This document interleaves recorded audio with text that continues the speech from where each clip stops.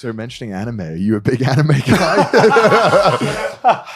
I want to be. I want to have like that knowledge of like the obscure shit, but I'm such a normie when it comes to anime. But most conversation you'll ever have about anime is a normie conversation. That's true. Like, Jerry and Garnt know so many things, and you just seem pretentious if you're like, I know this show. No. Yeah, you guys do seem pretentious. Okay. Absolutely. We have all this knowledge, and then we have like the same like conversations 90% of the time anyway, because everyone's watching. Yeah, that's what I've learned recently though, is that like it doesn't matter how much actual knowledge you have on the medium, because 90% of the questions are going to be, so what did you think about the latest Attack on Titan episode? It's going to get to like that level, right? Yeah. Look, that new season of Attack on Titan sucks.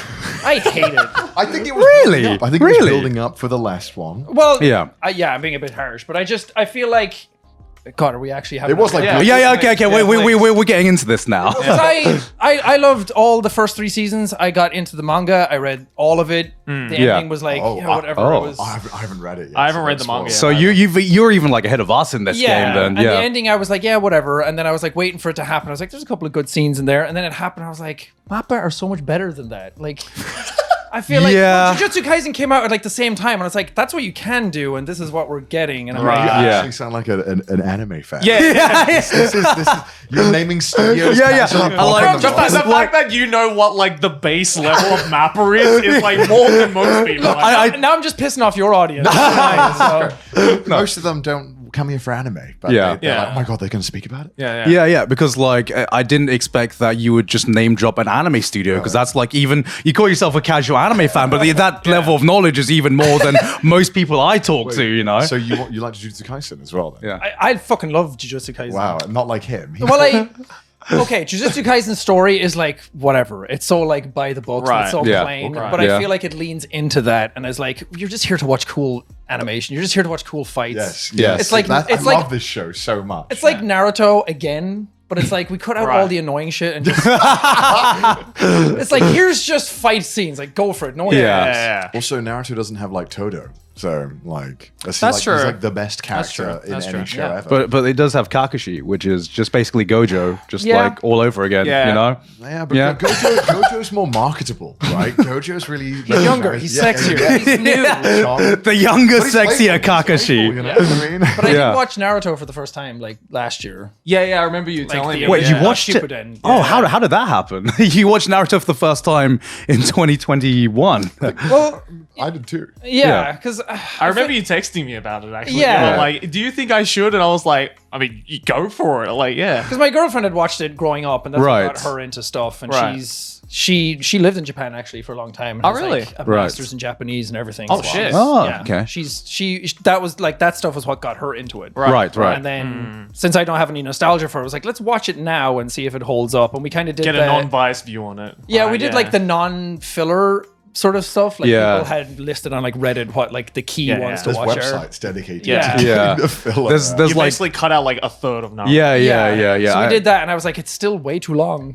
Yeah. I was like, we need a Naruto Kai to come out with, or a Brotherhood or something. Right. Yeah, because like I'm curious, since you've watched Naruto last year, I've always thought that it's like if you read the manga, maybe it would be a much better experience. But I think with the way anime production was back then, with a lot of filler, not just in episodes, but within certain scenes, it would just have dragged so much. Yeah. Did you think it's a good show? I think it is. I think it has a lot of heart to it. And I think knowing the pedigree that it has and the fact that it started all of those trends that and Dragon Ball kind of like pioneered a lot of that like long drawn out battle kind of shit. Yeah. And the fact that that's why I was saying like Jujutsu Kaisen feels like that, but modernized. So yeah. They cut out a lot of the nonsense, but at the same time, they cut out most of the I love how Jack has more of an in-depth opinion on Jujutsu Kaisen compared to like most people. I do agree though. Jujutsu Kaisen is just like we're getting on with it. Shit's happening always. Like the first episode, like they just get right into it. Whereas like you know, you can tell shows from like 2000s when they take their sweet fucking time to let anything happen in this. Oh, like Demon Slayer. Demon Slayer. Demon Slayer's like Naruto, but the exact same. Where it's like all the annoying characters, all the filler shit, all of the like drawn out battles. Right. The animation's so good. Just do that over and over again. Was there any animes you watched that you were like, I'll give it a shot, and you were like very surprised that you enjoyed it?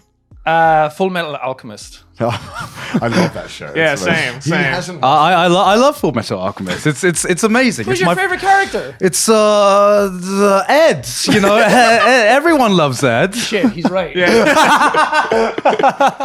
Told the truth. That was one I had heard a lot of. Yeah. Like Brotherhood Brotherhood was is out. really good. And then I watched it and I was like, and then it became my favorite of all time. Oh. Because I was just like, it's Damn. just lean. It has a story to tell. It gets in, gets out, does it. Yeah, I mean, like, I think, like, for the anime community, Full Metal Alchemist is kind of like the godfather of, like, anime. You know what I mean? Where it's just, like, on the top of, like, every top anime list of all time. It's like sacrilege if you don't watch it. It's just always on the top. And because everyone looks there and they're just like, yeah, you know, I get it's probably the top. You know, I'm not going to argue that Full Metal Alchemist, you know, like, I haven't even seen it. And I'm just like, yeah, it's probably the top, you know? Well, that was why I watched it, because it was on the top of everyone's list. And I was like, sure, I'll give it a shot. And I was like, that makes sense. Yeah. It feels really unremarkable when you start watching it, but something about it just keeps you so engaged. And I don't know what quite it is. Yeah, I actually. think it's just like a really Just put it on now. show. We can watch it together. live reaction. Right? My fans have been trying to get me to watch for like 5-6 years now. But like, yeah, as someone actually asking you guys an anime question, as someone who hasn't seen Fullmetal Alchemist, you know, you have shows like Attack on Titan, like Jujutsu Kaisen, like Demon Slayer, which, you know, is very much critically acclaimed, but there's always like there always seems to be like a group that like is like anti like tries to bring it down. Like the Attack on Titan is mid crew, or the Jujutsu Kaisen is mid crew, or whatever. But like, it just doesn't seem like that exists for Fullmetal Alchemist.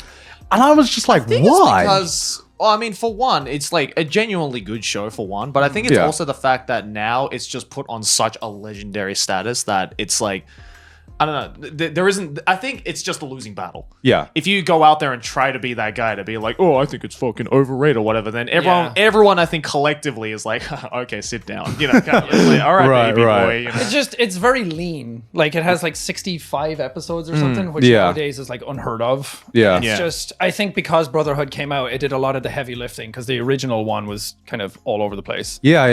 Had filler stuff, and everyone's like, no one cares. So now we're just like, here's a decent story start to finish, and it keeps like having twist and twist and twist, and the pace is pretty good, so yeah, I think it was just like, just a well-oiled machine that just, you know, was good what enough. An interesting way to describe. Yeah, it was like a well-oiled machine that just like it was lubed the fuck up. It was really smooth. It worked perfectly. Like everything it tried to do, it did well. Yeah. It's also pretty mature for that era, I think. Yeah, there's still a lot of like fucked up scenes, like even in today's standards, I think. I think even like in the mainstream, I think Attack on Titan's the only thing since that's like people are fucking dying left, right, and center. Yeah. I mean, I think like Attack on Titan is, because most time when an anime gets super popular, it's basically just Shonen Jump. It's you know, shows like Jujutsu Kaisen, Demon Slayer, My Hero Academia. And then Attack on Titan has been like the adult show, I guess, the most adult show that's gotten as close to mainstream as I think anime has gotten. Even though it's still technically a shonen manga. Yeah, it is technically. You know, even though it technically is published in a shonen magazine, you know, it's seen as like more mature, especially, you know, you watch Attack on Titan, you're like, this ain't no My Hero Academia, you know. No, definitely not. Do you have like a favorite anime or manga then? Favorite anime is Full Metal. It used to be, well, it was like the first season of One Punch Man I really loved as well. Oh, Of course, okay. The second Classic. season was like a step down, and I was like, man, you could have just left it there. It would have been fine. I think I know what your favorite manga is.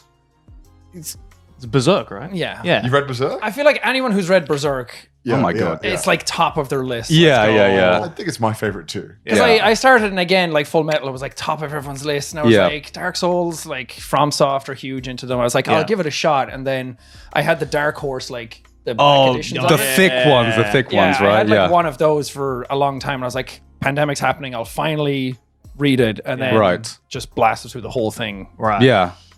It's same. I did it just pandemic as well. And fuck, man, I don't know. It's You unreal. can't put it down. Anyone who's like hasn't read it and hears us talk like that, it's like it's worth it. There's a lot of it's really drawn out, but it's like the only thing that actually benefits from it, I think. Yeah, absolutely. Yeah. I'll go wrong. No, I feel like the pacing is perfect for the story it wants to tell. It's not always like an action fest, but I feel like even like the quieter moments just draw you in and immerse you so much. I think for me, the quieter moments of Berserk is what I enjoyed the most. They hit really hard. Yeah, because there are some panels that are just like so still, and yet it's like, I don't know, very intense at the same time. Yeah. It's very difficult to explain, but like, I just like the scale of it because it sets up. It's like, okay, here's one bad guy, and then it follows that the entire way through. They're not like, here's an arc with that bad guy, and then it's someone else, and then you're like reeling through it, being like, okay, when do we get back to good shit again? It's like one pillar the entire way through, and then the hero is like, it doesn't do that stuff where like his power level goes down and then it goes back up and down. It's like,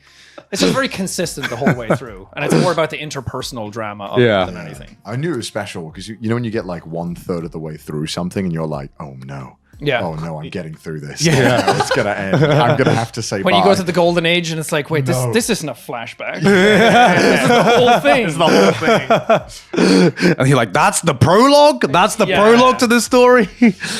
But yeah, shame with that. We're never going to see the end of it. I've still not brought up the courage to read the final few chapters yet. I still haven't read the final volume. It's just been like sitting on my I'm shelf. a bigger weeb than you guys are. I've done it. I read it. I bought it on release. I got like the special like soundtrack edition to it as well. And I don't want to read it because I know once I read that, that's it. There's no more Berserk. There's no more Berserk. I totally agree. Have they said like definitively if it's like done now or not? So for a little while, there was this rumor that was going around where Hakusensha, the publishers, were thinking about continuing on the series, and then it got a ton of backlash online. Yeah. Just being like, no, dude, just let it go to rest. So right now we don't know yet. There is a possibility that they might.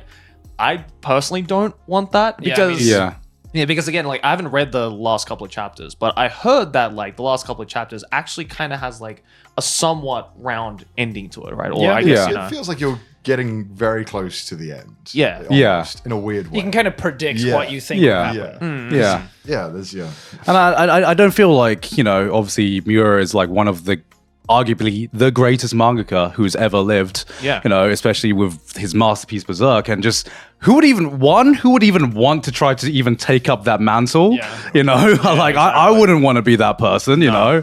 And like, two, it kind of just feels, to me at least, it kind of feels disrespectful if someone passes away.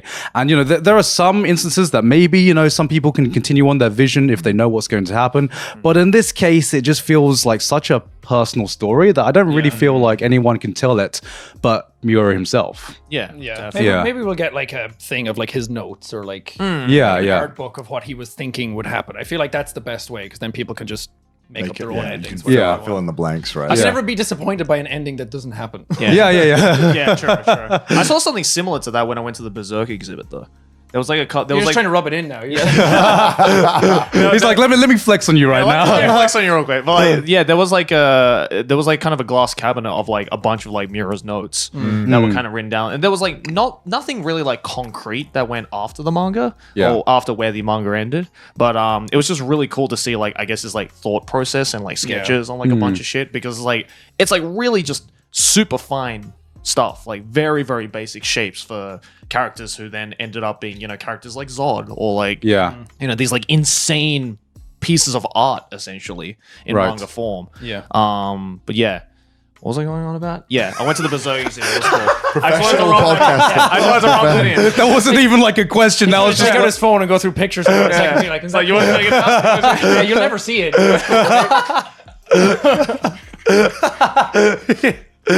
Yeah, so did you have a point, Joey, or did you just want to rub it into us? I just wanted to flex, that's all. Yeah, it was a great exhibit. Drink my tears.